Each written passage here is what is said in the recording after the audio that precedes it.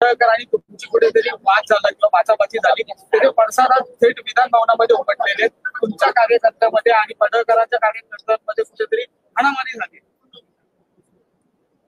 हल्ला कोणी केला? हे बोला ना, हे बोला, जोरात बोला. पडळकरांच्या परत जोरात बोला. हल्ला कोणी केला? बोला ना, बोला. पडळकरांच्या समर्थकांनी केलाय. कशाला प्रश्न विचारता आम्हाला? तुमच्यात बोलण्याची हिंमत नाही तर प्रश्न कशाला विचारता आम्हाला? सांगा कोणी केला? जोरात बोला. पडळकरांच्या कार्यकर्त्यांच्या बस झालं. अख्ख्या महाराष्ट्राला समजलं कोणी हल्ला केला. आम्हाला याच्यापेक्षा जास्त काही पुरावाच द्यायचे नाही.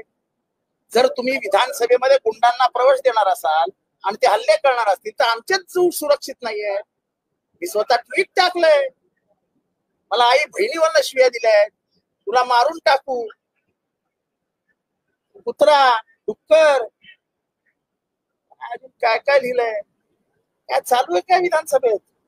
मी भाषण करून बाहेर आलो आणि थोडासा मोकळी हवा घ्यायला बाहेर गेलो होतो. हा मलाच मारण्यासाठी आले होते हे सगळे.